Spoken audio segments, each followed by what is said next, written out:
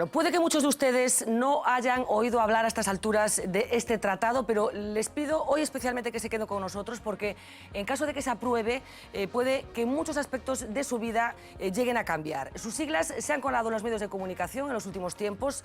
Hablamos del denominado TTIP, Tratado Transatlántico de Comercio e Inversiones, que pretende establecer un nuevo marco de relaciones comerciales y económicas entre la Unión Europea y Estados Unidos. Julian Assange, por ejemplo, que mantiene, como seguro que saben, una férrea oposición a este tratado, ha señalado que es lo más importante que está sucediendo en Europa en estos momentos, y mira que están pasando cosas importantes en los últimos tiempos. Hoy vamos a tener la ocasión de conocer a fondo este marco para que cada uno de ustedes, como siempre procuramos hacer, lleguen a sus propias conclusiones. Están con nosotros dos de las personas que conocen mejor el contenido y las consecuencias de este TTIP en caso de que se apruebe.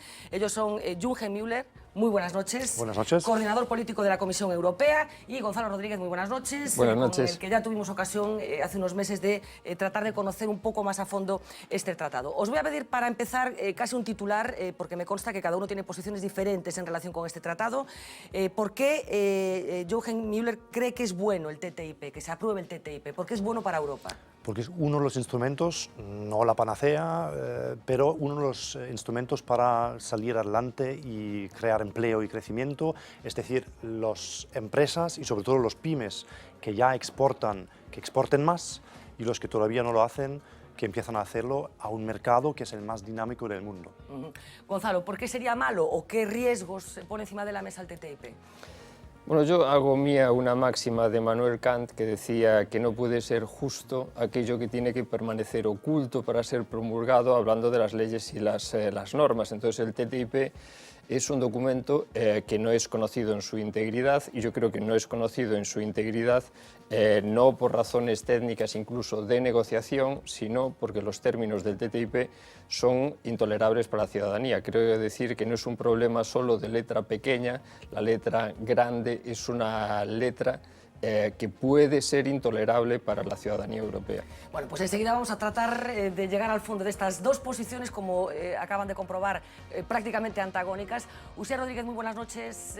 Vamos a tratar de conseguir los titulares fundamentales de este TTIP que tan importante puede ser para nuestras vidas. Efectivamente, vamos a empezar por estos datos básicos, porque lo cierto es que hay muchos, y comenzamos precisamente por estas siglas. TTIP, unas siglas que seguramente a muchos de ustedes les suenen, pero no les digan mucho, tampoco quizás su nombre completo. Este nombre, Tratado Transatlántico para el Comercio y la Inversión entre Estados Unidos y la Unión Europea. Pero el caso es que hablamos de un acuerdo que lo cierto es que negocian en secreto Washington y Bruselas, y que podría cambiar la vida de todos nosotros, de todos los ciudadanos. Es mucho más que un tratado de libre comercio para eliminar barreras arancelarias. Lo que se busca es eliminar las barreras reguladoras, armonizar las leyes que ponen impedimentos al comercio libre entre dos bloques muy pero que muy distintos en algunas normas claves de protección social, laboral o medioambiental. Así que vamos a poner algunas cifras sobre la mesa, porque con el TTIP se creará lo que llaman la mayor zona de libre comercio del mundo, un área comercial de, atención, 800 millones de consumidores. Estados Unidos y Europa representan el 46% del Producto Interior Bruto mundial. Juntos copan el 25% de las exportaciones y el 57% de las inversiones. Y aquí vamos a ver una balanza. ¿Por qué?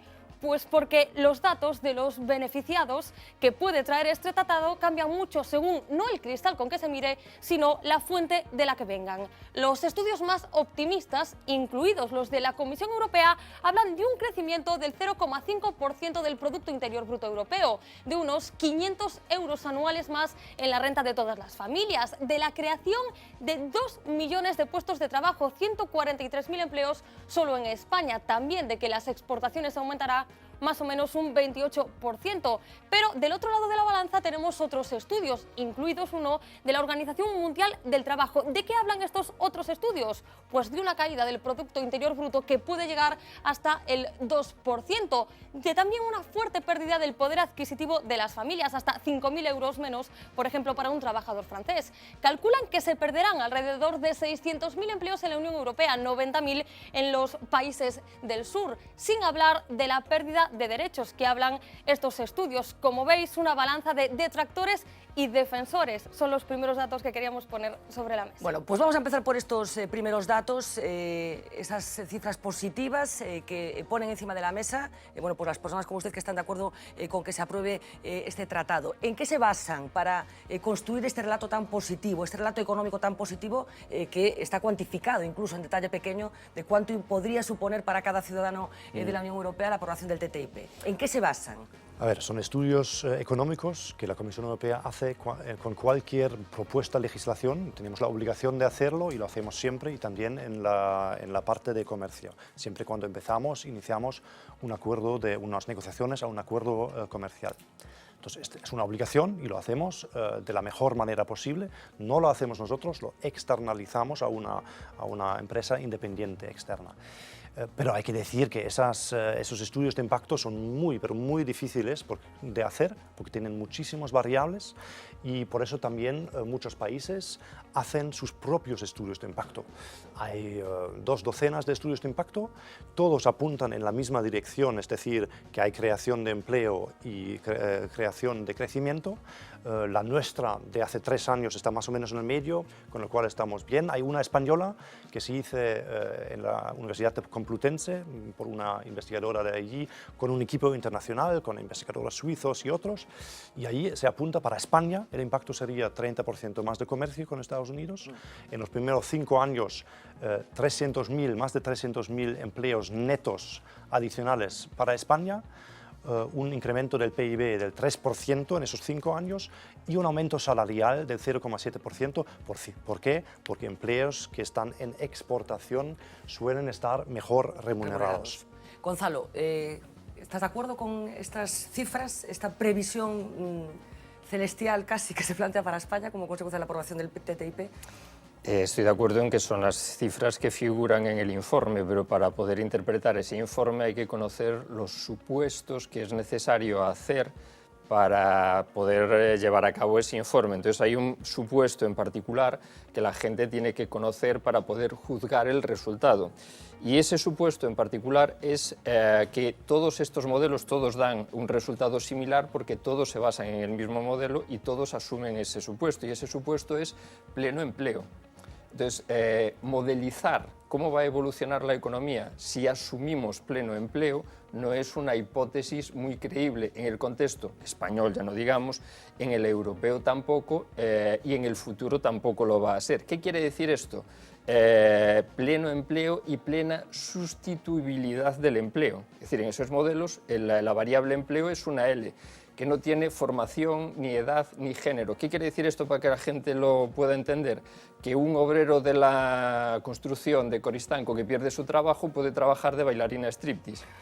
Sí, por decirlo así absolutamente a lo bruto, o podríamos decir que un ganadero de Monfero, si pierde su trabajo, puede trabajar en las industrias creativas o en la industria del software. Si hay pleno empleo y hay plena sustituibilidad entre los factores de producción en el empleo en particular, todo ese empleo se genera. ¿Qué quiere decir esto además? Si todo el empleo se absorbe, el empleo pasa a ser escaso, por tanto los salarios suben y la capacidad de consumo sube. Esto es lo que predice el modelo. Si tenemos pleno empleo, van a subir los salarios y por tanto va a aumentar el consumo. La cuestión es si podemos creer que esta es una hipótesis fiable. Entonces, este es el primer modelo, el primer problema del empleo. De otros problemas que se plantearon aquí, dicen, va a crecer un 28% las exportaciones. Va a crecer un 28% el comercio con Estados Unidos, pero va a descender porque lo va a sustituir el empleo, el comercio intraeuropeo, entre países de la Unión Europea. Entonces, el crecimiento neto de comercio no va a superar el 5%. Por tanto, una de las preguntas que podemos hacernos es si para ese crecimiento marginal del comercio merece la pena hacer este esfuerzo que pueda poner en juego la normativa europea laboral, ambiental, social, etcétera, etcétera. ¿Algo que decir? Bueno, en primer lugar, no estamos de acuerdo, nunca vamos a bajar estándares laborales, medioambientales o de consumidores. Eso lo hemos dicho alto y claro a través Pero de los todo ese estándares procedimiento. parten de ese supuesto que plantea Gonzalo, del pleno empleo. A ver, Porque lo que realmente se hace esa es una modelo- realidad que desde luego en España está muy Pero lejos es un de modelo, estar no, próxima. es un modelo que dice que hay en el tiempo un trasvase de trabajo de un trabajo a otro. Es decir, que sabemos todos que en el futuro el trabajo va a ser, en Europa no vamos a poder competir en ciertos sectores, ya ni hoy con China, entonces hay que ir al valor añadido. Por eso aquí la agricultura, por ejemplo, se está transformando mucho para darse ese valor añadido. Y si no nos fiamos de los estudios económicos que hay muchos ahí fuera, que todos dicen lo mismo, podemos mirar al pasado. Sí. La Comisión Europea no lleva un día negociando acuerdos de libre comercio. Hace 4 años negociamos y concluimos uno con Corea del Sur. Desde entonces lo que ha pasado es que en 4 años el comercio con Corea del Sur ha subido un 55% en automóvil, que es muy importante para España, también para Galicia, ¿no? con la planta de PSA en Vigo, pues en automóvil ha subido un 90%. Entonces, yo creo que es mejor mirar la realidad, los estudios de impacto, ya les digo, tenemos que hacerlo, lo queremos que hacer para justificar lo que estamos haciendo, pero mirando a lo que ha pasado en el pasado, pensamos que también hay evidencia de que lo que estamos haciendo tiene sus frutos y impacto positivo. Claro, lo que pasa es que hay un cierto problema, efectivamente, los estudios de impacto, si es un poco el referente argumental para establecer las bondades del tratado y están elaborados con un supuesto, insisto, del pleno empleo, que desde luego en el caso de España es una realidad que está muy lejos de conseguirse, parece que algo falla en el planteamiento por inicial. eso cito ¿no? otras realidades, por eso añado y digo, miramos el pasado, otros acuerdos de comercio que hemos tenido, miramos también, hablamos con los pymes. Le invito que en una próxima emisión de este debate invitáis a pymes que exportan, que os cuentan sus problemas con el mercado americano, cómo el TTIP les puede ayudar y que muchos nos cuentan, oye, cuanto antes mejor, por supuesto siempre calidad, es decir, nosotros no vamos a bajar estándares y no vamos a negociar un tratado a la rápida, queremos calidad y que tiene nuestras líneas rojas y nos beneficia a los pymes sobre todo. ¿Se producirá, como decía Gonzalo, sustituciones de relaciones comerciales que ahora se están produciendo entre países de la Unión Europea? ¿Serán sustituidas por relaciones comerciales con Estados Unidos? A ver, por supuesto, cuando hay empresas americanas que ofrecen sus servicios, van a vender algo y los europeos van a vender allí. Entonces hay competidores de otros países europeos que igual van a vender menos. Pero lo que nos dice la teoría comercial también es que allí hay un mayor flujo de comercio entre los bloques con un acuerdo que aumenta la totalidad del comercio y que beneficia a los dos. Y no solo esto, también beneficia, hoy en día en la globalización vivimos una cadena de valor muy larga que también beneficia a terceros países, ¿no? Que también participan en ese mayor comercio. Gonzalo, ¿a quién beneficia más esto? ¿O a quién beneficiaría más? ¿A Estados Unidos o a Europa? Yo creo que ni a Estados Unidos ni a Europa. Yo creo que esto sobre todo no beneficia ni a la ciudadanía europea ni a la ciudadanía norteamericana. No creo que beneficie a las pequeñas y medianas empresas. Por ejemplo, las pequeñas y medianas empresas no pueden acceder al mecanismo de resolución de disputas entre inversores y Estado, que es el gran elemento del TTIP, entre otras cosas, porque una causa media cuesta 10 millones de dólares. Entonces, el 99% de las pymes, pagar una hora de abogado, sea juez, fiscal, acusador, etcétera, etcétera, cuesta 600, 700 dólares la hora mínimo de ahí para arriba y subiendo. Las pymes no se pueden permitir pagar este tipo de justicia para multinacionales. Y esto introduce un elemento de injusticia adicional. La injusticia o es para todos y es para todos igual o no es justicia. Es otro tipo de cosas y plantea un gran problema. Entonces, a lo que íbamos con esto, ¿Va a generar beneficios este tipo de tratados? Lo va a generar para las grandes empresas multinacionales. ¿Va a generar empleo? Si nosotros miramos el caso, por ejemplo, del NAFTA, y cuando se negoció el NAFTA había la misma promesa, se van a crear 1 millón de empleos en Estados Unidos, etcétera, etcétera, y en Estados Unidos se destruyeron como mínimo 700.000 empleos a corto plazo. Pero es más, como pudieron entrar en México las exportaciones norteamericanas subvencionadas de trigo, arrasaron todas las pequeñas producciones mexicanas, que provocó mano de obra, eso sí, muy barata en las maquilas, que no consiguieron que mejorara las condiciones de vida en los mexicanos. Krugman ha dicho en todo esto, Premio Nobel de Economía, por su teoría sobre el comercio, precisamente que hay pocas ganancias que esperar de la liberalización comercial porque el comercio mundial está muy liberalizado. Por tanto, no van a venir las ganancias de la liberalización del comercio, van a venir las ganancias de la reducción de estándares, que va a ser lo que permite incrementar a la productividad a las grandes empresas multinacionales, precisamente, que son las que se han reunido preferentemente con la Comisión Europea. 90% de reuniones con lobbies de empresas multinacionales y muy poquitas con la sociedad civil. Bueno, se han tocado muchos mitos en ese debate que están todo el día fuera en el ámbito público. Vamos uno por uno, igual. A ver, las reuniones con 90% es una cifra al principio del todo de las negociaciones, y allí tú quieres, como Comisión Europea, saber cuáles son los problemas de las empresas. Eso es al principio del todo, porque tú quieres saber qué problemas tienen los diferentes sectores. Multinacionales estamos hablando. No, que va, pymes. Nos reunimos con CEPIME, con todos, o con las cámaras. Son sobre todo, insisto, los pymes que se van a beneficiar de esto. ¿Por qué? Y finalizo el ámbito de las reuniones. Simplemente desde entonces, y yo mismo lo hago en España, me reúno con asociaciones de consumidores, sindicatos, ecologistas en acción, con todos nos reunimos. Tenemos un consejo también regulatorio, que allí nos aconsejan la sociedad civil, donde hay asociaciones de medioambientales, consumidores de todo el mundo. Entonces, eso es un dato que siempre se menciona para agitar, ¿no?, en contra de la Comisión y en contra de los multinacionales, que eso no es cierto. En segundo lugar, ¿por qué los pymes? Pues las grandes empresas no necesitan ese tratado. No necesitan. Ya están, UHL ya está en Estados Unidos. Vamos a poner algún ejemplo ya están de que ya están hay allí. multinacionales que en tratados similares han recibido grandes beneficios en pleitos que posteriormente se puedan plantear bueno, con los estados. Bueno, ¿no? eso es otro de eso tema. hablaremos también, sí, que la pérdida de soberanía, que es uno de el los... mecanismo de inversión, pues simplemente decirles, con o sin el TTIP, hoy en día ya hay 1.300 acuerdos bilaterales comerciales en Europa, de Estados miembros de la Unión Europea, que incluyen un mecanismo de arbitraje como este que estamos trabajando. Entonces, esos 1.300 están ahí y no van a desaparecer, con o sin el TTIP. Y miento, porque el TTIP lo va a mejorar. Lo que queremos hacer es hacerlo público, más transparente, que haya un tribunal que es comparable al tribunal de La Haya, sí, el de criminales, con jueces establecidos. Entonces, tenemos una serie de propuestas para mejorar el sistema. Y España ya tiene 72 tratados que tienen esa cosa y lo queremos mejorar. Eso es Vamos lo a principal. hablar de ese tribunal, porque es uno de los muy grandes importante. asuntos, uno de los grandes asuntos, pero déjeme, porque Usía Rodríguez tiene más información.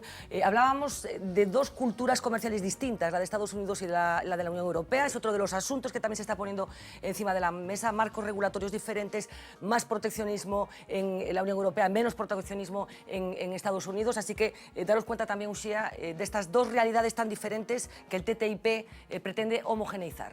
Pues seguimos hablando de algunas de las claves de este TTIP, porque la eliminación de los aranceles entre Estados Unidos y Europa se pone como uno de los principales puntos. En realidad, estos aranceles ya son de por sí muy bajos. Estamos hablando de que están en el entorno del 3%. Así que vamos a hablar de la armonización regulatoria, porque está claro que las normas europeas son mucho más restrictivas que las americanas en algunos ámbitos. Vamos a poner algunos ejemplos. Hablamos de transgénicos. Aquí lo cierto es que hay una elevada regulación, pero en Estados Unidos su uso está mucho más extendido. Europa prohíbe 1.400 productos químicos, el país norteamericano tan solo 12. El uso de hormonas para tratar la carne se permite allí, pero aquí se prohibió ya en el año 81. La ractopamina se administra contra el 80% de los cerdos estadounidenses para promover el aumento de la masa muscular. En Europa, como decíamos, se dejó de emplear hace más de una década. Nuestras normas son más restrictivas en muchos otros ámbitos, como la privacidad de los datos o las explotaciones de hidrocarburos con fracking. En otros, la distancia en este está en el sentido inverso. Por ejemplo, tenemos más derechos laborales y más servicios públicos. Estos son solo algunos ejemplos de normas que podrían verse afectadas por estas homologaciones. Otro de los aspectos más criticados, ya ha salido a la mesa, tiene que ver con los todopoderosas multinacionales. Los críticos aseguran que con el TTIP ellas moverán todos los hilos, incluso los de las leyes de los parlamentos nacionales. Aquí nos encontramos con ese dato discutido en la mesa, que el 92% de las reuniones de este tratado se han celebrado con representantes de las grandes multinacionales. Los lobbies estadounidenses ya han pedido, por ejemplo, retirar las obligaciones de etiquetado o de denominación de origen. Una de las bestias negras de la negociación está en otro aspecto, en la resolución de conflictos jurídicos entre empresas y estados, que se hará a través de tribunales privados con todo lo que ello conlleva. De esos tribunales y de esta última parte que estaba planteando Uxía, pero arrancaba su segunda intervención hablando de esos marcos casi culturales, de una cultura comercial y normativa completamente diferente entre Estados Unidos y la Unión Europea, e incluso hablaba de que ya los aranceles en estos momentos no justificarían un tratado muy extraordinario. Hablábamos del 3%. Yo no sé si tiene algo que comentar al respecto, Gonzalo. No, de hecho el objetivo del tratado no es reducir los aranceles, que son muy bajos. No es el objetivo del tratado fundamentalmente es el marco regulatorio, es eliminar en el lenguaje del tratado, y esto es muy importante, toda la normativa es considerada como barreras al comercio. Entonces, esto es una cuestión que es muy importante tener en cuenta. Da la impresión, escuchando a veces a los defensores del tratado, que las normativas, los reglamentos, son una especie de problemas que inventaron algunos burócratas aburridos por ahí para entorpecer el comercio. Las normativas son indispensables. Por ejemplo, si nosotros eliminamos la normativa de tráfico y podemos circular a la velocidad que nos dé la gana por las carreteras, sin duda la competitividad del transporte aumenta, tienen menos costes, menos multas, llegan más rápido, son mucho más productivos, pero hay un coste que hay que añadir, que será en accidentes, en seguridad, en vidas humanas, etcétera, etcétera. Las normas europeas tienen ese objetivo de preservar la salud del medio ambiente, la salud de las personas, de preservar determinados derechos laborales que son importantes como sociedad. Por tanto, tienen una razón de ser y no pueden ser suplantadas a través de ningún tipo de mecanismo, y menos sin darle la oportunidad de decidir sobre ello a la Unión Europea. En ese sentido, por ejemplo, estamos hablando de a quién beneficia esto. Una de las multinacionales que está más interesadas en este tratado es Monsanto, en poder vendernos semillas transgénicas y además los productos, los fertilizantes y biosanitarios, etcétera, etcétera, que lleva sin poder vender en Europa desde mediados de los años 90, cuando comenzaron a prohibirse, y por tanto, por eso sabemos de la insistencia de las empresas norteamericanas, de Monsanto en particular, de poder vender productos que en Europa no consideramos seguros porque tenemos una normativa. Y además, claro, aprovecho que estás aquí para pedirte que le traslades a la Comisión Europea una petición de defensa enfática, que es ese principio, el principio de precaución. Claro que sí. En Europa, lo defendemos, pues exactamente. Lo que estás contando... Pero con el TTIP no se garantiza la defensa, porque, por ejemplo, en el caso de los transgénicos, lo que dice la normativa norteamericana, que a través de la armonización reglamentaria se aceptaría, es que un transgénico es equivalente a un producto natural. Incluso aceptando que algunos puedan pensar eso, si esto es un tratado de libre comercio, una de las cosas, no creo que sea de libre comercio, pero asumamos que lo fueron, una de las cosas que debe garantizar es la libre elección de los consumidores, y por tanto que se etiqueten los transgénicos de modo que el ciudadano europeo sepa que es un transgénico y pueda ejercer su derecho. ¿Es cierto que Monsanto tiene un interés especial porque se apruebe este tratado? No, porque esto es simbólico, tiene un simbolismo evidente. ¿Está presionando Monsanto a la Comisión? Lo pueden presionar lo que quieran. Lo que Greenpeace ha demostrado que hay diferencias en la opinión, pero lo que demuestra también ese caso, con todos los transgénicos, es que el sistema europeo funciona. Tenemos nuestro principio de precaución y eso no es compatible, porque eso es ese principio, para que lo entiendan los que nos miran, espectadores, el principio de precaución significa que nosotros en Europa, las leyes europeas, tú tienes que demostrar que tu producto es seguro antes de venderlo. En Estados Unidos funcionan al revés, todo es permitido hasta que alguien te demuestra que es dañino. Pues esas son dos maneras de hacer que no son compatibles. Entonces, en eso no nos vamos a poner de acuerdo. O sea, pero entonces por eso, el principio de precaución lo mantenemos. Pero ¿esto qué significa? ¿Que eso se significa van a poder, o sea, que esa normativa vigente desde los años 90 se sigue va vigente, a disolver como consecuencia de la aprobación del TTIP? Lo decimos siempre, las leyes laborales, medioambientales y de seguridad alimentaria europeos que llevamos 40 años construyendo, vigentes hoy, van a estar vigentes hoy y después de la firma del TTIP. No cambia. O sea, Monsanto no va a colar semillas transgénicas en Europa. No, eso es a ver, los transgénicos, hay un procedimiento que funciona de aprobación de transgénicos. Hay un soja y un maíz que están aprobados en Europa para pienso, que lo ha hecho los reguladores públicos europeos de los 28 países en la Agencia de Seguridad Alimentaria Europea, que ha dicho estos dos piensos no son dañinos, las aprobamos. Y el Consejo, una vez más, los Estados miembros y el Parlamento Europeo lo han aprobado. En todas las demás propuestas que ha habido, esas dos instituciones, democráticamente elegidos, han dicho que no, ese sistema no cambia con el TTIP. Con lo cual, la puerta no se abre masivamente a transgénicos. Es falso el que lo manifiesta.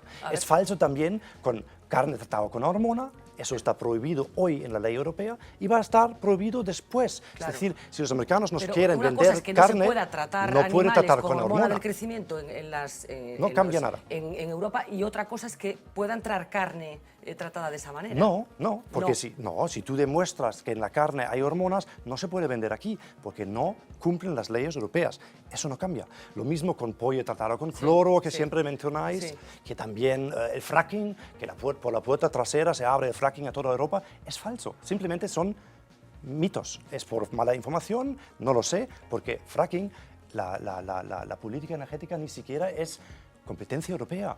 Ni siquiera si quisiéramos hacerlo, se podría hacer. Entonces, lo que pido es que se nos escuche si desde los negociadores decimos esto está fuera y está ya negro sobre blanco en los textos. Que se leen los mandatos, el bajar estándares laborales, medioambientales, seguridad alimentaria, no se hará. El fracking no cambia nada, es una decisión de la sociedad española. Si hay fracking en España, lo deciden los españoles, ni Europa, ni Estados Unidos, ni el TTIP. Mitos. Bueno, en la página web de la Comisión Europea, ya no está, pero estuvo durante una época, una frase que decía las normas no cambian, pero las empresas elegirán cuál cumplen. Eso lo ponía en la página web de la Comisión Europea. Y lo que eso es movilizar... y lo que estamos diciendo es que vamos a reconocer estándares. Vamos a reconocer estándares. Esta sí es una frase literal. Vamos a reconocer estándares. Por tanto, aceptamos como válidos los estándares norteamericanos. Y cuando uno coge folletos que edita la Comisión Europea con aquellas, ¿cómo va a beneficiar a las pymes? Pues hay una pyme que tiene que mandar unas galletas a Estados Unidos y tiene que pasar unos test en Estados Unidos, y lo que hacemos, esto es un ejemplo que sacó la Comisión Europea, lo que hacemos es aceptar que los test son igual de válidos en Estados Unidos que en Europa. Cuando cumplen los mismos objetivos. Y se asume y se dice por parte se asume y se dice por parte de la Comisión Europea que los estándares de protección son similares, y lo que estamos viendo es que los estándares de protección no son similares. Por tanto, lo que tenemos que aclarar, tenemos que aclarar cuál es el punto. ¿Son similares o no son similares? Y si son similares, entonces va a significar que sí entran los productos transgénicos de Estados Unidos, sí entran, fuera de cuestión. Sí entran. Te lo digo yo. A ver, te doy dos ejemplos.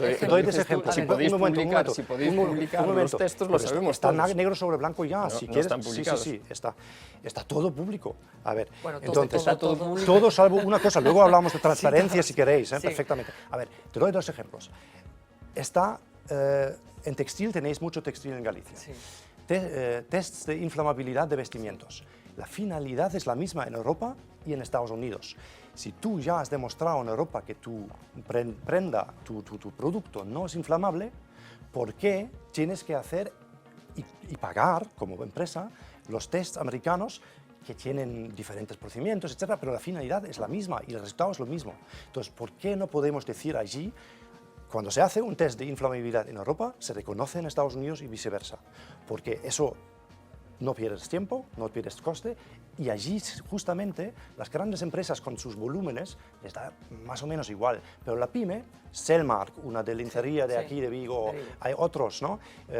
Tex Vigo y otros, ellos pagan eso y les impide la entrada al mercado americano, porque con su volumen pequeño al principio, cuando quieren abrir el mercado, pues es un coste grande que les impide ir allí. Entonces, esos son los ejemplos. Otro, si un barco de Valencia con mandarinas o con aceitunas negras de Algeciras sale y ya ha sido inspeccionado esa aceituna negra por inspectores españoles y europeos, y se ha demostrado que cumple con todos los requisitos americanos, y al revés también, cuando sale de Estados Unidos, con todos los requisitos que no se cambian europeos, entonces, ¿por qué cuando ese barco llega a Miami o al puerto de Nueva York, el 100% de la carga tiene que estar inspeccionado otra vez?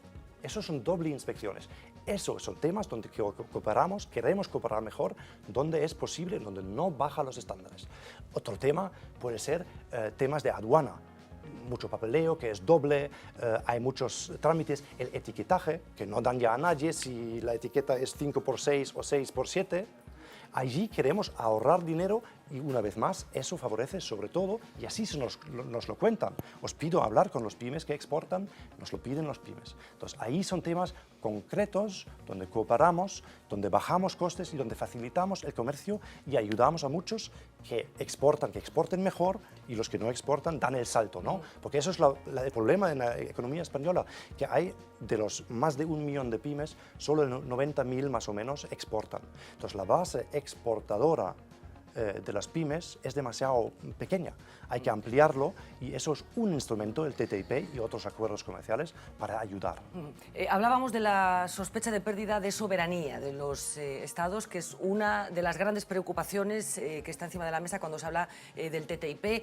Hablábamos de ese tribunal que se pondría en marcha para mediar, para establecer arbitraje cuando aparezcan conflictos, y creo que decías que ya hay... no es nada nuevo, es algo que existe. Bueno, claro, la pregunta es si hay que reforzar eso. Exacto, por eso queremos reformarlo. Claro, hay ejemplos en los que efectivamente queda demostrado que muchas veces las multinacionales tienen la capacidad de intervenir de una forma asombrosa en las políticas y en las estrategias de los estados. Vamos a poner algún ejemplo de lo que ha pasado en países muy diferentes en los últimos años como consecuencia de demandas interpuestas por multinacionales que creían que sus legislaciones nacionales interferían con los intereses de estas corporaciones.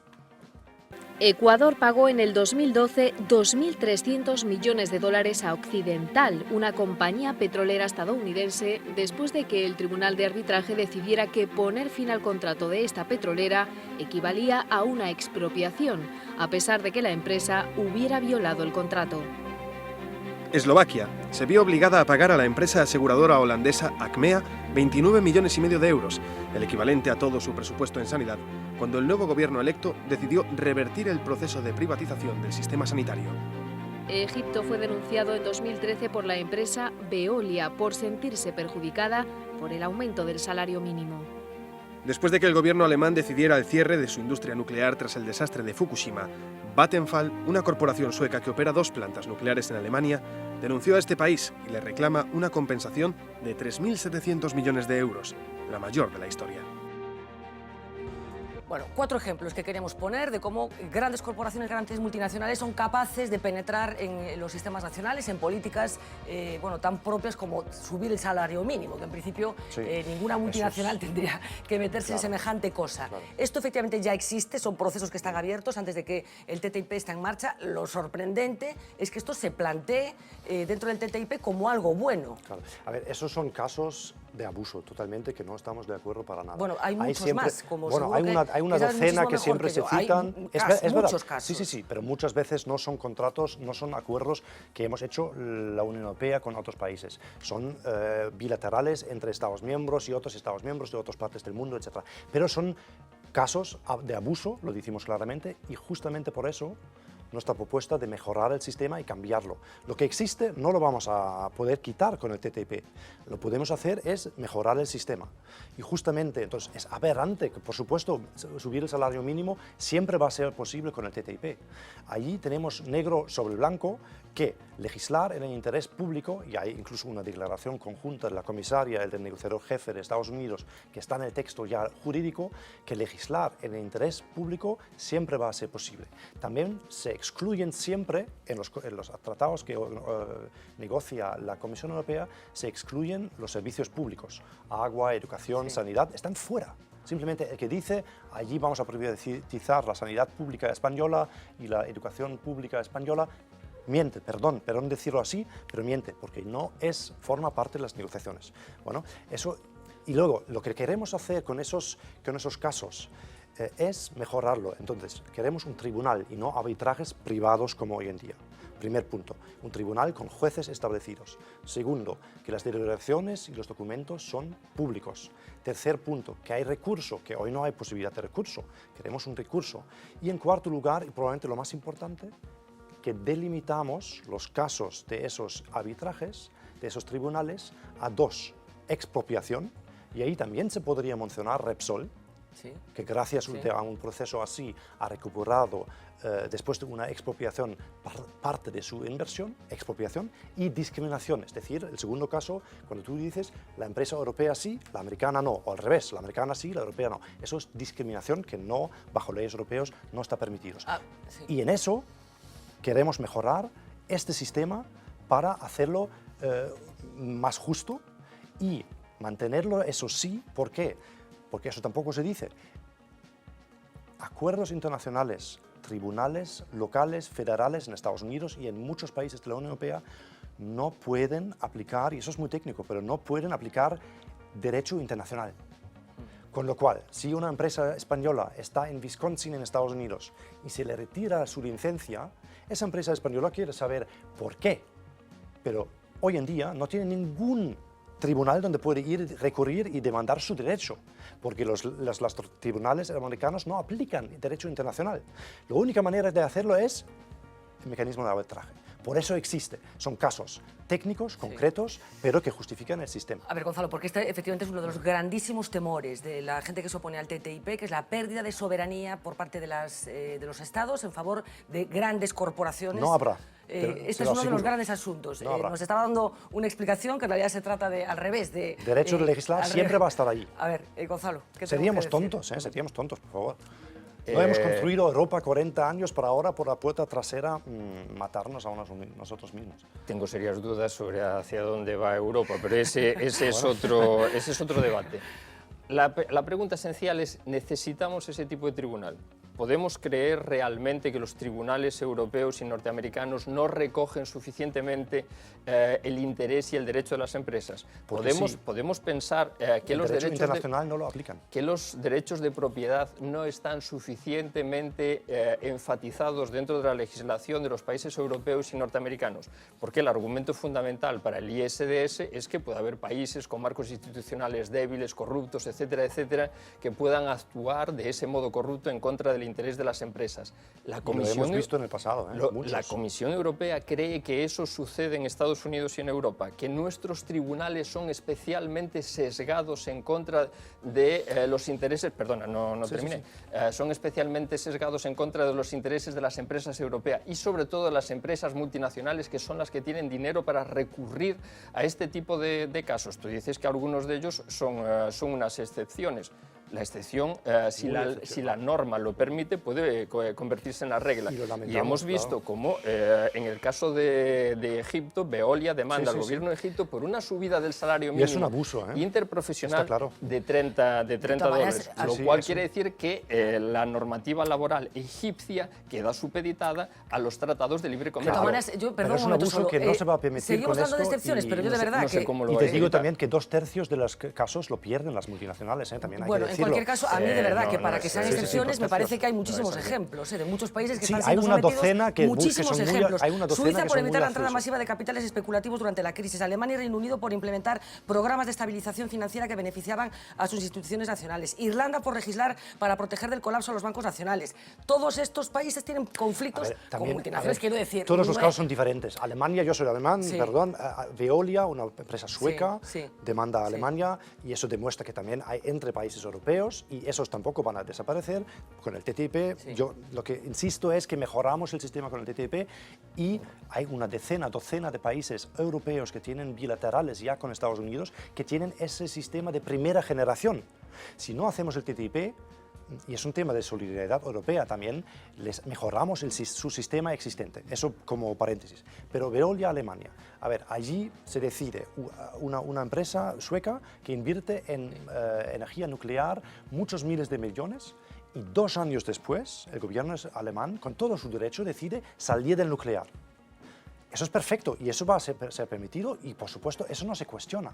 No se cuestiona. Lo que pasa es que la multinacional dice, yo quiero el lucro cesante, que me lo pagues. A ver, si tú haces miles de millones de inversiones en un país y 2 años después te dicen, pues tus inversiones al trasto, ¿qué haces? Te doy un ejemplo simplemente que no es del todo comparable, pero un poco sí. Un pensionista español que ha invertido en placas solares en su tejado y el legislador español cambia la ley, pues ahí le defendemos al pensionista que recupere esa inversión y sus ahorros que ha metido en las placas solares. Yo creo que es parecido. Bueno, pero Entonces- lo que suele suceder, estarás de acuerdo Entonces- conmigo, en que al final la gran multinacional tiene capacidad para que eso se resuelva y cobre el lucro cesante o la indemnización correspondiente, y podríamos poner 1000 ejemplos de pymes, de particulares, a los que se les cambia Pero el no, marco le- normativo de un día para otro y tiene que adaptarse a la nueva situación. Bueno, pero siempre se puede adaptar. Pero tú puedes decir, oye, yo he invertido ahí miles de millones y 2 años después me cambias las leyes. Eso es legítimo, creo. Como es legítimo para ese pensionista que pone sus placas solares en el tejado. Lo que no es bueno, y son las delimitaciones que queremos hacer, es expropiar a alguien.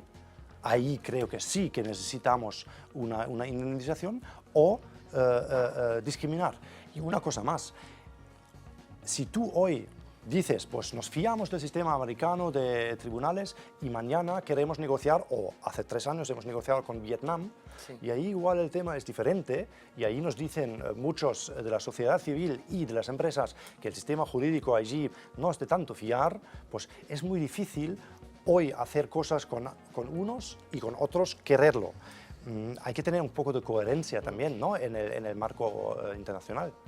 Planteaba Gonzalo, ahora Sí, te sí. sigo yo, pero por repreguntar lo que él te decía, ¿desconfían las grandes multinacionales de los tribunales de los estados europeos? No, lo que pasa es, como he explicado, hay muchos casos también que son técnicos y que hay que entender supongo que donde no se capaz- puede aplicar esa ley internacional. Eso por un lado. Y por otro lado, también es mucho más rápido el sistema de tribunal de arbitraje y no se demora tanto en el tiempo, y eso favorece tanto al Estado, que tiene seguridad jurídica, como a la empresa.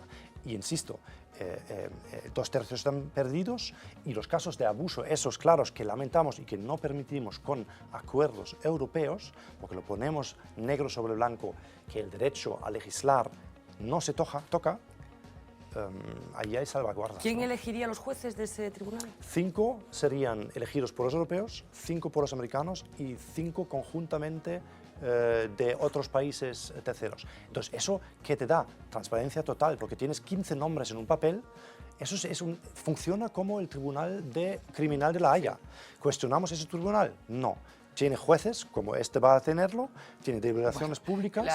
Lo que pasa es que la diferencia es que aquí se están ventilando asuntos económicos, dinero y estas cosas. En el Tribunal de la Haya se ventilan otras cosas que son los derechos humanos. Que no son menos políticos. No, que no son menos políticos. Pero ¿no? hay menos intereses económicos probablemente por el Sí, pero otros intereses que son mayores, A ver, probablemente. Gonzalo, Pero decías. Sí, en primer lugar, establece una justicia a 2 niveles. Hay una justicia para empresas multinacionales y hay una justicia para ciudadanos, una justicia para empresas, y eso es injusto por definición. Los mecanismos judiciales tienen que ser los mismos exactamente para todas las personas y empresas de cualquier Estado de derecho. En segundo lugar, los 1.300 acuerdos a los que hace referencia no todos están vigentes, muchos ya no están Claro que vigentes. son vigentes. No todos están vigentes, muchos de esos acuerdos ya caducaron hace años y no son 1.300 acuerdos. En cualquier caso,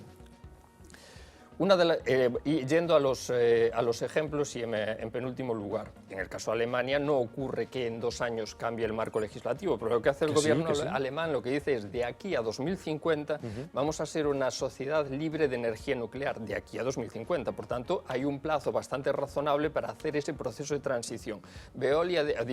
Vattenfall dice, a mí plin, si yo voy a dejar de producir, entonces yo quiero una No está resuelto el indemnización. caso, igual lo pierden. Puede ser, pero está Claro. admitido, lo cual genera un coste. Por ejemplo, Uruguay en la demanda contra Philip Morris, Uruguay no tiene dinero ni siquiera el gobierno de El coste- Uruguay el para coste lo poder, paga la multinacional, para poder si pierde. defenderse, tiene que contratar abogados, el gobierno de Uruguay no puede defenderse con sus medios de Philip Pero Morris. eso es polémico, porque Y siguiendo con el tendría que ejemplo hacerlo de también en Vattenfall, tribunales normales. ¿eh? siguiendo Eso no con hay el ejemplo diferencia. de Perdón. Vattenfall, la otra demanda de Vattenfall a la ciudad de Hamburgo no es por una inversión ya realizada, es por una inversión que va a realizar y que cuando el gobierno de la ciudad de Hamburgo ve el proyecto de inversión dice, no, pero esto va a contaminar el río Elba. Y Vattenfall dice, ¿y a mí qué?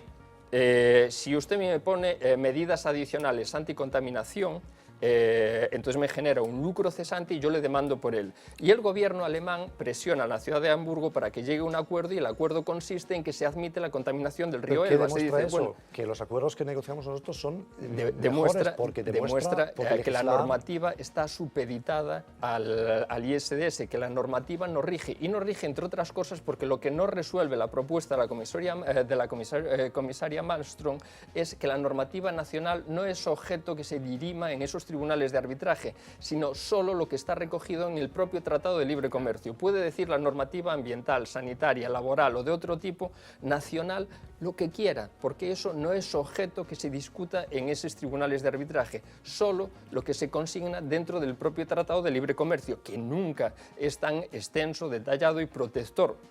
que dice Sobre claramente todo aquello que no sean relaciones comerciales, las relaciones mercantiles sí que las protege claramente, el resto de la normativa está fuera. Por tanto, la normativa española, alemana, sueca, etcétera, etcétera, en cualquier caso, no rigen esos que son en la tribunales. mayoría de los casos leyes europeas aplicadas a nivel nacional. Bueno, con lo no, cual, no todos los casos, quiero decir, pero bueno, en el caso de el conflicto 90% entre el de los texto del casos. TTIP y una normativa específica, ya no hablo de un Estado, de una comunidad autónoma, porque aquí las comunidades autónomas también legislan. No, En caso porque de pone- conflicto, este tribunal del TTIP, ¿qué normativa estará si por es una encima? expropiación, sí; si es una discriminación, sí; si es una regulación en interés común, O sea, no. que finalmente ese tribunal va a estar por encima de las leyes promulgadas por las cámaras legislativas elegidas por los En ciudadanos. expropiación y discriminación, insisto. Pero Cuando la tú expropiación expropias está recogida en las normativas. discriminación. Si tú legislas en el interés público sobre cualquier tema, Claro. está permitido. Claro, pero no, entonces, no se me puede concederá recurrir a entonces- ese me concederás tribunal. que hay una cierta sustitución de la soberanía popular, aunque sea en un porcentaje. No, es un tribunal internacional. Bueno, que interpreta o que sí que Ley interpreta internacional, claro. normativas que no aprobaron esos estados. Por supuesto, lo aprueban. El TTIP, a ver, vamos a empezar de Aramieza. ¿Quién aprueba ese tratado TTIP? Ya, ¿Quién lo aprueba? el Parlamento, supongo. El Parlamento Europeo, los gobiernos nacionales, es decir, los 28 Sí, sí, legítimamente sí, elegidos, y probablemente también los parlamentos nacionales, aprobados por todos 3 veces. ¿Más legitimidad democrática? Por eso no queremos que se apruebe. Yo no sé por qué. Bueno, vamos con uno de los grandes asuntos que tiene que ver con la tramitación de toda esta documentación y de todo este expediente, bastante llamativo. Los que estamos aquí, bueno, pues siguiendo lo que hace el Parlamento gallego, nos llama mucho la atención cómo ha sido todo este procedimiento, estas cámaras casi acorazadas en las que se cacheaba a la gente que quería entrar para garantizar que no se grabara con ningún tipo de dispositivo la documentación que formaba parte del TTIP.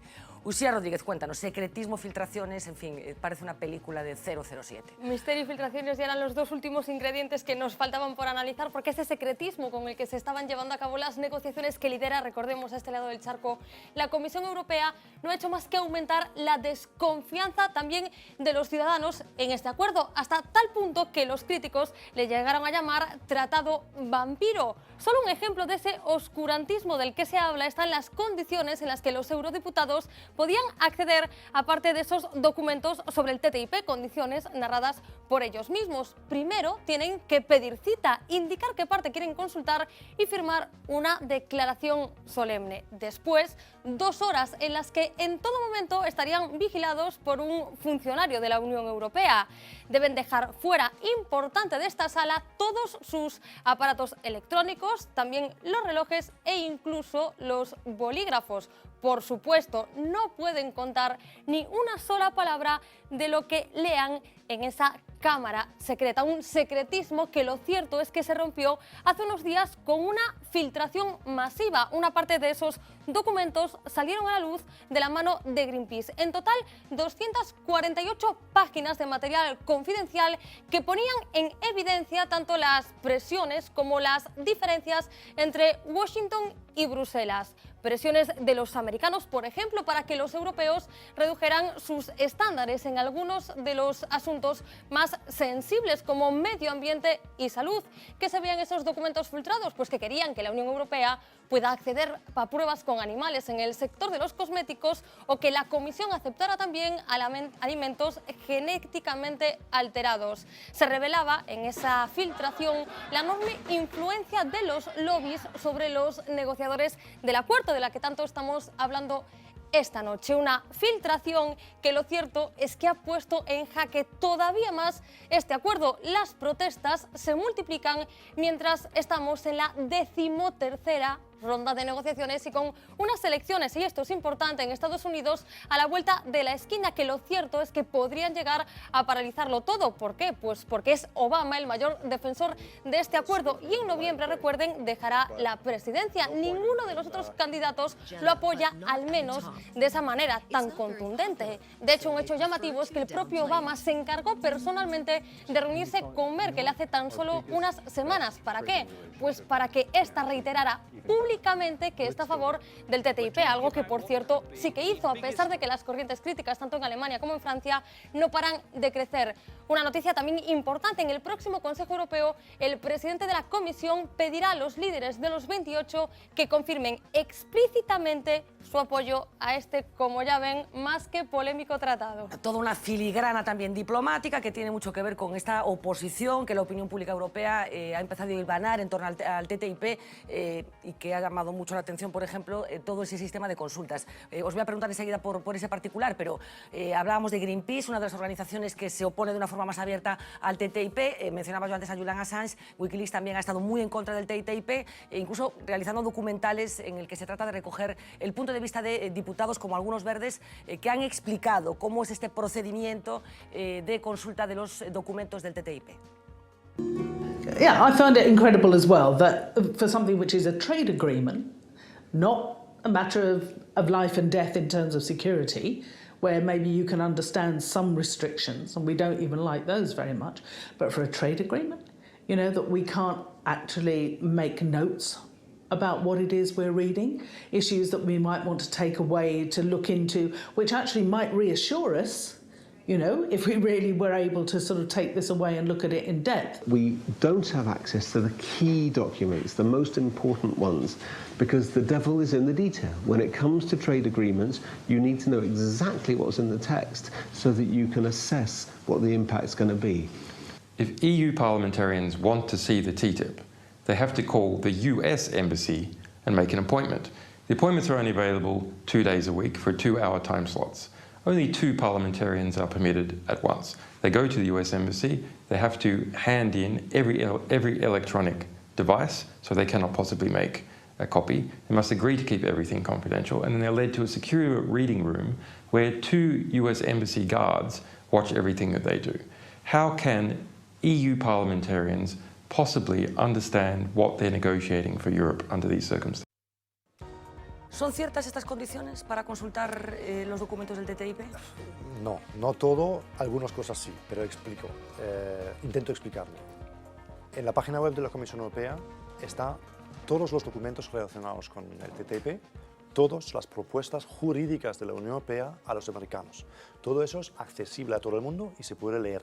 Ahí se puede leer que nosotros no queremos bajar en estándares, se puede leer todo lo que he afirmado anteriormente en ese programa. Es todo público. Un tipo de textos no son públicos. Eso es cierto y para eso hay esas salas de lectura, que es el texto que se llama consolidado, que entre paréntesis tiene la oferta europea, que insisto, ya es público en la página web, y en otros paréntesis la contraoferta americana. Entonces, eso es el elemento que no es público en la página web, porque sin el consentimiento de tu socio con el que negocias no puedes hacer público su opinión. ¿Tú quieres traicionar a tu socio de negociación? No, es que me pues, llama la a atención. ver, tú en negociaciones entre empresas y sindicatos sobre salarial, eso se negocia en el mercado público. Pero no es exactamente lo mismo, ¿no? No es lo mismo, Estamos pero son hablando de un tratado negociaciones. de comercio, que es Claro. un poco lo que se planteaba. Llama A un ver, poco la atención.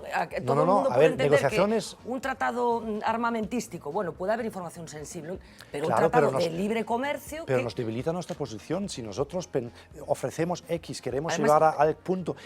El mejor acuerdo no se consigue de esa manera, pero insisto también, todo el mundo dice que el acuerdo no es público. No hay acuerdo.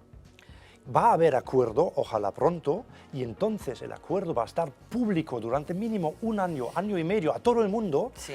que todo el mundo puede leerlo, opinar, podemos hacer más debates, el Parlamento lo mire, los parlamentos nacionales, el Consejo, Pero, y luego a ti de verdad, vamos a ver, necesitamos todos niveles. Como ciudadano, además, procedente de un país de más larga tradición democrática que este en el que estamos, A ver, más- ¿a ti no te produce alguna sensación extraña ver a un eurodiputado en una cámara previamente cacheado para ver si lleva algún tipo de artefacto A para ver, por grabar? supuesto, solo ¿No te citáis provoca- a una parte No, de la bueno, pero ideología. a mí como ciudadana poco me llama un tendencioso poco la también. atención. Me llama cuando No, además lo es- que se está a ver. ventilando es un tratado de comercio. Es Pero que me ese llama la tratado atención. es más transparente que nunca en la historia. El mandato nunca se hacía público, las negociaciones, los documentos, propuestas, porque se dicen, y con derecho algunos, los americanos están contentos que publicamos nuestras Bueno, pues que nuestras eso te iba a decir posiciones, también. porque Eso te iba a decir también. O sea, nos Europa debilitamos. tiene las cartas encima de la mesa Claro, porque y acepta hemos- que Estados Unidos no ponga las suyas. Pero le hemos tenido que aceptar porque la presión y el interés público es tal como nunca. O ¿vale? sea, que en realidad aquí el que manda es Estados Unidos. No está pidiendo al día, porque hemos hecho una No. consulta pública que nos han Ya. dicho publicar, por favor, nuestras propuestas. Lo hemos hecho. Claro, Lo o sea, hemos a mí hecho, me ¿vale? llama la Entonces, atención. Y nosotros sobre todo cuando se negociamos, reconoce, Europa tiene pero las cartas tú- encima de la mesa, pero A ver, bueno, como los socios pero no tú quieren que... pero tú no puedes hacer público, entonces no negocias nada. No negocias el COP21, donde Claro. hemos logrado el mejor avance en el clima de todo el mundo global. Sí. Allí ningún documento era público, ninguno. Y hemos Ya, logrado pero algo Jochen, en verdad, fantástico en París en virtud sobre de, clima. de qué principio superior la Unión Europea Pero- considera que debe compartir con sus ciudadanos. Compartimos todos, por sabemos eso, la en virtud posición de americana de qué y- principio la Unión Europea cree eso, la Comisión Europea cree eso, Sí. pero al mismo tiempo acepta que su socio en esta negociación no tenga el mismo respeto hacia los ciudadanos, que la parte yanqui, con perdón de A la ver, expresión, los esté oculta. americanos publican a sus ciudadanos lo que quieren y nosotros a los nuestros lo que queremos. Luego, también hay que decir, vivimos en democracias... Ya, pero es que se lo están sustrayendo a tus ciudadanos también, Pero la no. información, a los ciudadanos de la Unión Europea, no a los ciudadanos americanos. Pero se le no, está sustrayendo pero una no, parte. pero nuestros representantes democráticamente elegidos vivimos en democracias representativas, ¿no? Sí. Desde la Segunda Guerra Mundial Sí, en nuestro caso, sí. y funciona más o menos bien, ¿no?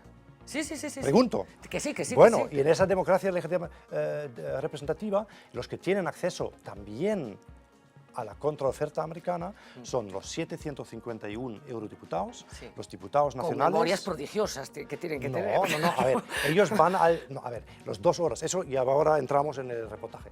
2 horas, claro, no una vez 2 horas, las veces que quieres. ¿Por qué 2 horas? Porque hay mucho interés y los... O sea, y- es y sospechar del quieren entrar. eurodiputado.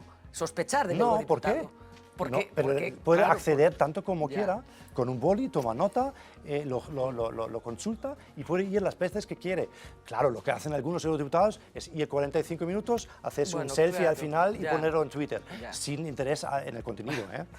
Vale, seguro que lo sé también. hablar con otros también. Claro, una ¿no? cuestión. Las Hay multinacionales muchos- norteamericanas el gobierno americano les está facilitando a estas multinacionales cuál es la propuesta de Estados Unidos, porque la de la Unión Europea la tienen en la página web. Las multinacionales las norteamericanas conocen cuál es la oferta de Estados Unidos. Tienen como nosotros, y eso también tenemos, y es un punto que no hemos tocado, no solo los eurodiputados, los administradores nacionales de los ministerios y los diputados nacionales tienen acceso a esos documentos, incluido la contraoferta americana, también un consejo administrativo un grupo consejero donde incluimos la Asociación de Consumidores Europea, la Asociación Medioambiental Europea, la de Salud, los empresariales, los sindicatos, también tienen acceso plenamente a la oferta europea y a la contraoferta americana. Entonces ahí también hay la sociedad civil que tiene pleno acceso a esos documentos. Y insisto una vez más, el acuerdo no existe hasta que se cierra, y a partir de entonces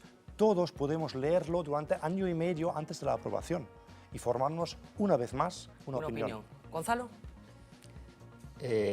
Bueno, me parece que hay una tercera pata aquí, que es la ciudadanía europea. Entonces, cuando hablamos de si se aprueban los transgénicos o no se aprueban o tal, obviamente en este momento no está ni aprobado ni rechazado nada, pero hay unas peticiones y la Unión Europea pedirá algo y dará algo a cambio. Por ejemplo, en algún momento en una comparecencia ante el Parlamento Europeo, González Páramo dijo que habían sido muy agresivos en contratación pública, pero habían tenido que ceder en agricultura. Eso lo dijo él. Entonces, aquí necesitamos una traducción de qué significa ceder en agricultura. Y para tener esa traducción, nosotros necesitamos pleno acceso a los documentos que existen allí. Que los eurodiputados tengan los representantes de la soberanía, los representantes del único organismo democrático que existe, directamente democrático que existe en la Unión Europea, que constituye el embrión de lo que puede llegar a ser la Unión Europea, sean los que tengan que tener ese acceso, que a mí me parece humillante a los textos en horario restringido, en cámaras de lectura, sin el teléfono, con un vigilante, etcétera, etcétera. Me parece que habla muy poco de la transparencia que es exigible a un tratado que puede cambiar, la vida de los ciudadanos. Por tanto, no se puede hablar de transparencia. La confidencialidad, de todas maneras, la confidencialidad se puede exigir, pero además hay una desconfianza del eurodiputado, porque tú le puedes hacer firmar un documento de confidencialidad, pero no someterlo a un registro previo. Pero lo mismo es para los funcionarios nacionales, lo mismo para todos. Pero un eurodiputado tiene una consideración de representante de la voluntad popular, ¿no? Claro, como los gobiernos y los jefes de Estado también, también tienen esa potestad. Y también por eso también la comisaria va, después de cada ronda de negociación, en la semana de negociación se negocia 5 días, el miércoles de hecho no, porque nos reunimos con 350 organizaciones de la sociedad civil para decirles lo que estamos negociando y coger y escuchar comentarios, y allí es en el proceso de negociación. ¿Este sigilo es habitual en otro tipo de procedimientos en la Unión Nunca ha Europea? sido tan transparente, nunca. Es la primera vez. Ya sabe, el de Corea del Sur que tratamos, y ya le he dicho que el 55% de aumento de comercio en los últimos 4 años a favor de las empresas europeas, nadie daba un pleno para ello. Entonces no había ese interés. Por eso hemos hecho esa mea culpa en transparencia al principio del proceso y hemos abierto toda esa cantidad de documentos que están en la página web, todos los documentos, salvo la posición contraria, e incluso sobre eso informamos después de cada ronda de negociación, porque se ha dicho claramente, pues en agricultura, lo que se intercambia con contratación pública, pues ahí, por ejemplo, Estados Unidos tiene interés a exportar carne, insisto, sin tratado con la mona, pero nosotros ahí probablemente tenemos que abrir algo en nuestro mercado. Supongo que tú conoces la propuesta de Estados cuotas. Unidos, conoces lo que propone Estados Unidos. Yo no tengo acceso a esa sala. Tú no conoces la propuesta de Estados Unidos. Yo no formo parte del equipo negociador. Pero insisto, me sigue, de verdad que perdona mi insistencia, ¿no? Pero me sigue llamando la atención que la persona que la Comisión encomienda para que en España explique lo que es el TTIP lo esté haciendo sin saber cuál es la propuesta de Estados Unidos. Yo tengo toda la información que necesito y también toda la información de mis colegas que hacen este trabajo desde hace 40 años. Y tengo también una cierta confianza en que la Comisión Europea, como negociadora, como lo he tenido en el COP21 en París, que negoció un buen acuerdo. Porque al fin y al cabo, ¿quién aprueba esto? Pues los políticos, como debe ser. Claro. Entonces, al final, si no me gusta, a ver, si la Comisión Europea sería tan tonto negociar algo que sale del mandato, que también es público, por cierto, donde ya hay muchas líneas rojas que van en contra de muchos mitos, si la Comisión Europea es tan tonto negociar algo en contra de ese mandato y de contra de lo que dice las resoluciones del Parlamento Europeo, pues ¿Quién no lo va a aprobar? Pues el Parlamento Europeo, el Consejo. Entonces, allí todavía hay ese filtro. Entonces, negociaciones son para negociar. Ahí hay que dejar también a los negociadores hacer su trabajo para sacar el mejor resultado posible y al final, si no nos gusta, lo matamos. Bueno, nos quedan Tan pocos difícil que minutos de esta charla apasionante que hoy estamos ¿Hablamos igual manteniendo. también de algunos beneficios para empresas o algunos sectores? O Sí, eso me no parece- interesa. No, por supuesto que interesa No sé. todo desde el principio. De A ver, momento dime. No, porque vamos, ¿cuál es la finalidad? Es crecer y crear empleo en muchos sectores. Hay el sector textil, el agroalimentario, química, aquí tenéis mucho también energía, que es muy importante. ¿Y qué pasa en el mundo? Pues el 90% del crecimiento mundial en los próximos 20, 30 años se hace fuera de Europa. Lo que tenemos que hacer es preguntarnos si queremos participar en ese crecimiento en Europa, para que las empresas europeas puedan participar en ello. Podemos decir no y encerrarnos en nosotros mismos. Nosotros pensamos que participar en el comercio internacional es beneficioso y solo así lo podemos hacer. Si no hacemos nada con Estados Unidos, pues no hacer nada también tiene un coste. Estados Unidos ha firmado un tratado con 12 países del Pacífico. ¿Qué pasa ahora? Los atuneros europeos, españoles, tienen un arancel de 35%. Con Ecuador, Estados Unidos tiene un tratado desde hace 4 años, arancel 0. ¿Qué ha pasado en los últimos 4 años? Bajada en picado de exportaciones de atún español. Queremos recuperar esto para tener mayor acceso a ese mercado. Lo mismo va a ocurrir con el Tratado Transpacífico. Si no hacemos nada, estos países tienen un acceso prioritario al mercado americano. Y nuestras empresas, ya por no hacer nada, van a ver mermadas sus posibilidades y sus oportunidades. Al revés, si hacemos algo con nuestros socios, con los que, y tenemos que decir también claramente, compartimos muchos valores y maneras de hacer, ¿vale? La protección de consumidores, simplemente decir quién ha destapado el escándalo Volkswagen, no hemos sido los europeos, Estados Unidos. Protegen en muchos ámbitos mucho mejores sus consumidores que Europa, hay que reconocerlo.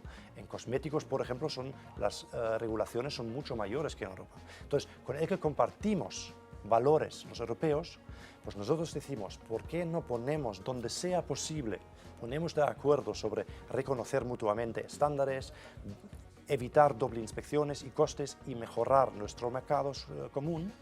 ¿Por qué no hacemos esto con el que compartimos valores hoy, en vez de dentro de 20 o 30 años, vernos obligados a correr detrás de los estándares que nos imponen otros, China, India? Y ahí lo tengo claro, ahí va a ser a la baja.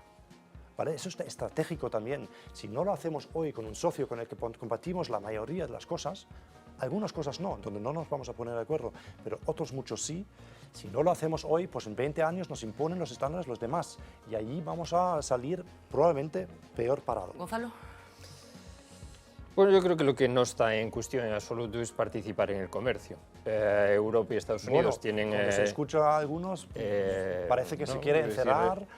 Hace 9.000 años que descubrimos que a partir de existir la agricultura, que cambiar lo que uno tiene por lo que a otro le sobra es una buena idea. Los que comercian no y se matan, ¿no? Desde esa sigue funcionando. Ahora, insisto en que esto va muy poco de comercio, porque las ganancias de comercio en términos netos a 15 años vista van a ser, en el mejor de los casos, de un 5%. Por tanto, la cuestión no está en incrementar el comercio, sino en incrementar la productividad de las empresas, reduciendo finalmente los estándares. Yo creo que es muy significativo elevar los estándares a nivel global. Si finalmente la alusión hecha al carácter geoestratégico frente a China y la India. ¿En qué compiten la India? En menores estándares, en menor protección, en menor seguridad, pues no es mejor nosotros imponernos nuestros estándares claro, a ellos. Lo que estás planteando es, nos rebajamos los estándares nosotros solos y a para partir de ahí somos suben los competitivos suyos. con Pero eso es lo que ha estos pasado países. Solo una cuestión más. también ha pasado. Estados Unidos es muy bueno destapando los escándalos de los demás. Por ejemplo, destapa escándalos en los frenos de Toyota, destapa escándalos en Volkswagen, pero en las empresas norteamericanas nunca hay escándalos. Bueno, entonces, eso tampoco es verdad. Las multas que pagan algunas empresas norteamericanas... Esos escándalos son así. Y vuelvo a decir que en el caso del NAFTA, que nos da una muy buena es pista... parar peras con manzanas. A ver, tenemos el NAFTA no es un tratado de libre comercio. Pues no con nosotros. Nosotros somos igual de grandes que Estados Unidos. México no. Nosotros tenemos una tradición larga de negociar tratados de libre comercio que todos, y eso es una evidencia que se puede mirar, que no son previsiones, que han dado beneficios. Y también han elevado todos los estándares multinacionales. Tenemos los dos, Estados Unidos y Europa son los dos únicos dos bloques comerciales que tenemos capítulos de desarrollo sostenible. El acuerdo que ha firmado Estados Unidos con los 12 países del Pacífico va a aumentar los estándares en Vietnam y en otros países. Va a ir en contra del trabajo forzoso, del trabajo de niños. Habrá un salario mínimo por primera vez en Vietnam a causa del tratado con Estados Unidos. Entonces, elevamos a través del comercio también los estándares de los demás. Y eso es lo que intentamos hacer. Porque si nos ponemos de acuerdo los dos grandes bloques comerciales del mundo en los estándares y cómo hacer las cosas y los valores, y elevamos, y los otros tienen que seguirnos, porque nosotros representamos conjuntamente el 60% del Te comercio. veo muy optimista, da gusto, porque aquí lo que hemos visto, por lo menos en España en los últimos tiempos, es que A los ver, estándares... lo que en lugar digo es de ir simplemente, subiendo y parece una comparándose, cada falta de vez las tengo más confianza abajo. total ya hacia Europa. Bueno, probablemente no, pero ganada, a ciertamente. lo mejor entiendes la pero- desconfianza, ¿no? A lo mejor entiendes Bueno, por qué se produce la Pero desconfianza. si se miran los últimos 40 años, yo no sé. Yo creo que la legislación europea ha aumentado también esos estándares en España, ha ayudado a Sí, pero mejorar hablamos de, muchas de la cosas. crisis ¿no? económica Sí, pero bueno, reciente, eso es en la una que crisis estamos económica, pero miramos los 40 Sin años. embargo, una de no las queremos indemnizaciones del ISDS eliminar nuestras leyes europeas. es esa Rumanía por cumplir los estándares europeos, lo cual demuestra lo paradójico, es decir, si cumple la normativa europea tienes que indemnizar a las empresas que estaban instaladas. Eso no va a haber con el TTIP, lo he intentado explicar. bueno, pero no He intentado sabemos Yo de explicar. verdad que va a creo haber. que han quedado claras las posiciones, de verdad que yo espero que nuestros espectadores hayan estado tan interesados en este cara a cara como lo he Muchas estado gracias. yo. He aprendido Hablar con mucho, de pymes que verdad. exportan, que os cuentan sus Seguiremos problemas. hablando, pero la pregunta Eso es muy final con la importante. que quiero cerrar esta conversación, porque a lo mejor todo esto no vale exactamente para nada, teniendo en cuenta bueno, lo que está pasando en Estados Unidos, como comentaba antes Uxía, unas elecciones presidenciales con carácter inmediato. ¿Creéis que finalmente se va a aprobar el TTIP o como consecuencia del cambio de posición de Estados Unidos o como consecuencia de la presión de la opinión pública europea o de una parte de la opinión pública europea? ¿Crees que se va a aprobar, sí o no? Claro que sí. Yo creo que nos tiraríamos una bala en la misma propia piedra si no hacemos ese acuerdo por muchas razones de crecimiento de empleo, pero también geoestratégicos, como intentaba explicar. ¿Se va a hacer este año, como es nuestro objetivo? Es posible, pero es difícil, claro, porque hay muchos temas que todavía no están resueltos, pero es posible. Pero una cosa está clara, la Comisión Europea siempre lo ha dicho, la calidad prima la velocidad. Es decir, si no tenemos un acuerdo ambicioso, equilibrado y que respete nuestras líneas rojas y lo que está en nuestro mandato, no vamos a firmar este año. Vamos a seguir negociando un año o 2 años más. Pero tenemos que tener ese acuerdo, porque si nos quedamos atrás, ya le digo, no hacer nada también tiene un coste y lo van a, lamentablemente, notar los ciudadanos y las empresas europeas que no van a poder tener esas oportunidades que les da ese tratado. Gonzalo, ¿tú crees que se va a aprobar? Pues yo espero que no se apruebe. Creo que la opción no es no hacer nada, sino no utilizar este instrumento en particular. Hay otros instrumentos que podemos utilizar, hay instrumentos que van en el sentido de la cooperación. Este es un instrumento que exacerba la competencia frente a la posibilidad de cooperación. Yo creo que el mundo del futuro va por la cooperación y no por enfatizar la competencia como se enfatizó desde los años de mediados de los 70 hasta aquí, y va a depender fundamentalmente de la socialdemocracia europea. Por tanto, existe la socialdemocracia europea. Sí, bueno, hay unos diputados que están allí. Yo creo que las posiciones están claras. Hay una parte de la izquierda, los verdes, que está en contra, una parte de los liberales, la derecha, que está a favor. Creo que el elemento que tiene que desempatar es la socialdemocracia europea, y entonces en ese punto tiene que manifestar de qué lado está. Pues ahí podéis invitar a Inmaculada Pinheiro, una eurodiputada fantástica socialdemócrata que conoce probablemente como ningún otro eurodiputado este tratado, y tiene sus puntos críticas, que refuerza mucho las líneas rojas que tenemos, nos condiciona bastante, pero conoce muy bien el tratado. Pues apuntado queda, porque todo lo que sea profundizar en los asuntos, en un asunto como este, vamos, nos interesa. Encantado. Gonzalo Rodríguez, muchísimas gracias. Johan Mujer, muchas muchísimas gracias también por el de verdad, interés. por acompañarnos y por explicarnos qué está pasando con este tratado. Gracias, de verdad. Vamos a hacer la última pausa publicitaria, enseguida regresamos con Uxía Rodríguez, que nos va a dar las últimas pinceladas informativas de este martes.